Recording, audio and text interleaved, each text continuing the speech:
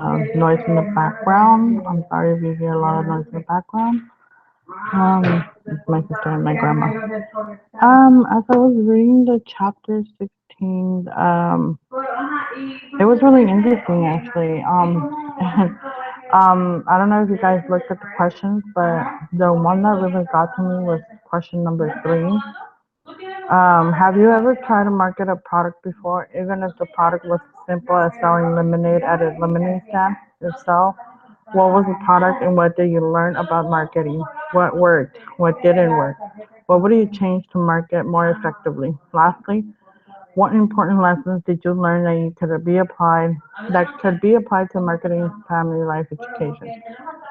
So, as I was doing the reading, what really got to me was learning about the 4 P's: product, price, place, and promotion. Um, so I never actually did like a limited stand. I mean, I've done like garage sales and stuff like that, but I was actually this actually brought more memories to a family business that my parents and my aunts and uncles started. Um, the business was pretty much blooming at the beginning, and then towards almost the end of the year, I guess business started going really low and eventually went out of business. It was really sad because it was something we did for the first time as a family together, and for it to not even last over a year was like, devastating. Eventually everything ended up being divided, so everybody had equal parts because I mean everybody pitched in to start the business, so everybody deserved equal parts, and whatever they kept on selling at their homes, or even went to the flea markets on Saturdays or Fridays or whatever, and tried to sell it there. And um, but as I got thinking, you know, products. When we had that business, we had pretty well products. We had like a series of things, toys, whole bunch of toys for children, like you know, uh, like hats and beanies, sunglasses, purses, whole bunch of family games, soccer, net, what else? Oh, so much stuff, blankets and all this stuff, and we. I'm so sorry. ¿Manda, abuelita? ¿No te vas a acostar? Ahorita. Ah, bueno. Déjame hacerlo. Es que para adentro que no se me vaya a hacer a perder. Sorry about that, guys. That was my grandma. Anyways, um, and the products were, like I said, they were really well. And I mean, the products that you have in your store or business or whatever you're trying to do, you have to have a variety of things. You need to like grab attention to all the people, especially like, like if you have toys, obviously the audience you're targeting is the children. If you have fashion design clothes, your targeting audience is for the young adults of the day. Like depends on the fashion and the clothes that you're trying to sell, for men or for women. So product is really, important. Um, Sometimes they have to be popular or high quality for people to actually see. But honestly, our products were not that bad. It did grab a lot of attention, especially when it come around like Valentine's and birthdays and Christmas and all that good stuff. Prices. The sensitivity of a price is important. Sometimes people are willing to pay a lot of money, but that's only for like stuff that are supposedly popular, like I don't know, like Adidas shoes or Nike shoes or Jordans or Michael Kors purses. You know what I'm saying? Like, but when it comes to regular things like toys and stuff, I don't think a person is willing to pay $100 for a car that you can control, with the like a auto controlled car. We had a lot of those, and I think the most expensive one we had there was about $20, and not because the car was big. Like it just depends on the car too. Like if it's a smaller car, we were selling that for like $12 and stuff like that.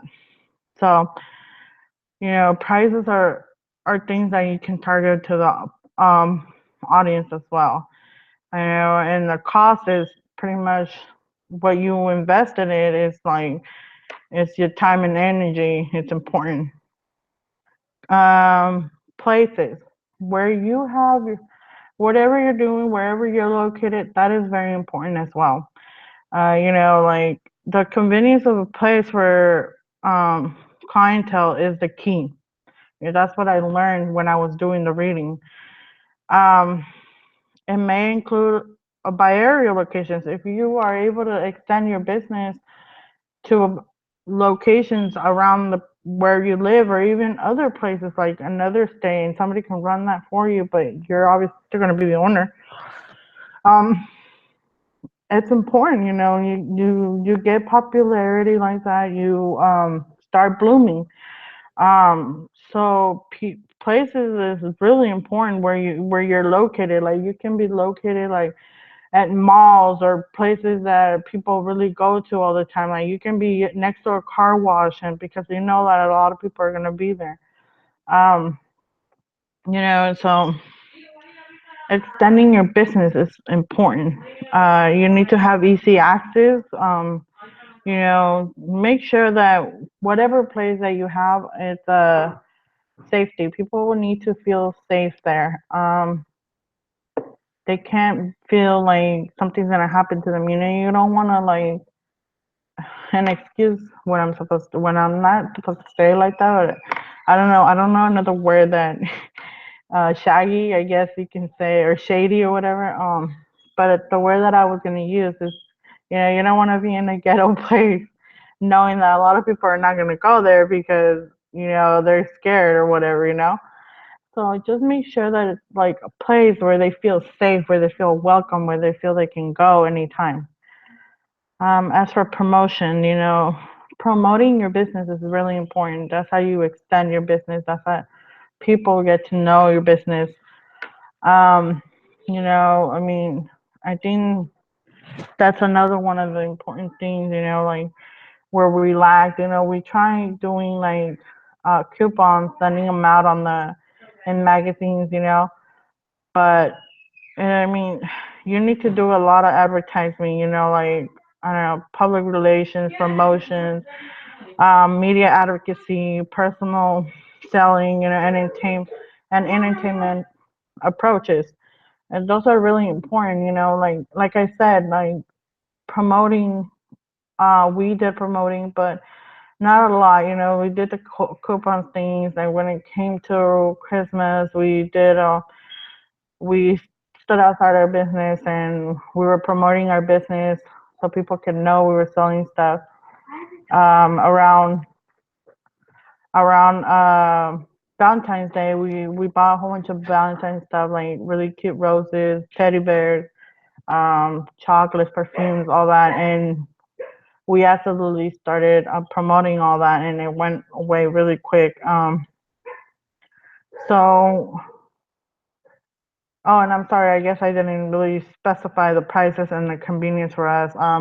Or no, actually, the convenience of the place for us. For the place, we had a really good location. It was really safe. We used to live in another town just about 15 minutes away from where we live now. And we had our business in one of the main roads. So like you had a whole bunch of cars driving in and out of the road because it was one of the main public access roads, So around us, there was a whole bunch of like banks and food eating places. So people would be walking by and they'd be like, "Oh, let's check it out," And they would come in and they'd be really interested in the stuff that we were selling. So they would really like the prices and they start buying stuff and all that. And so it was really fun. I mean, for me, it was because it was one of my first jobs. When I got out of high school, I would work part time after school. Yeah, so it was fun when I was by myself and I could sell stuff. Um, you know, Learning about this, it really made me realize that in family relationships is important as well because you really use this information that we learned in the chapter, and we can take that as an advantage put it upon ourselves to use it like in a business when if our intentions are to work or as a family or marriage and family studies. Eventually, a lot of us like to think of the idea of owning our own businesses. So having our own place, like our office, or even if it's a home office, like promote that. Make sure that your clients or your, I guess, what's the right word for it, patients, they feel like they'll be able to afford you, afford your prices, feel safe at wherever your location is at, you know, make sure that you're promoting yourself, like not because you're being selfish, just because you want to let people know that you're out there to help them. And if you're quiet about your business, nobody's going to know. So handing out stuff like, business cards and stuff like that, that's really important as well. For me, I know this learning this stuff was really important because I want to actually own my own office one day, and I don't want to be working for the big man or whatever you call it, forever. I want to eventually have my own business, make my own money, not have to, you know, depend on anybody else. I mean, I probably will have a little bit of help, but I mean, having to like, sorry, I keep standing up. It's because my chair keeps slipping. Anyways, what was I? Yeah, having help is actually really important as well. But like I said, owning my own business is what I want to do. I don't want to be, answering to somebody for the rest of my life, or I want to be my own boss, and I want to be able to offer my services how I want and how I could, and having the hours that I want to choose and stuff. Because if I have a family, I don't want my business or my job to take over my life because I want to be able to enjoy my family. So learning about this chapter was nice, and I really liked it. And you know, learning about these 4 P's is really important, and I think we should all apply them to our lives, whether now or in the future, for whatever reason. Always applying these 4 P's for marketing reasons are really important. So I hope you enjoyed this video, and sorry about everything, uh, for the interruptions and stuff. Talk to you guys later.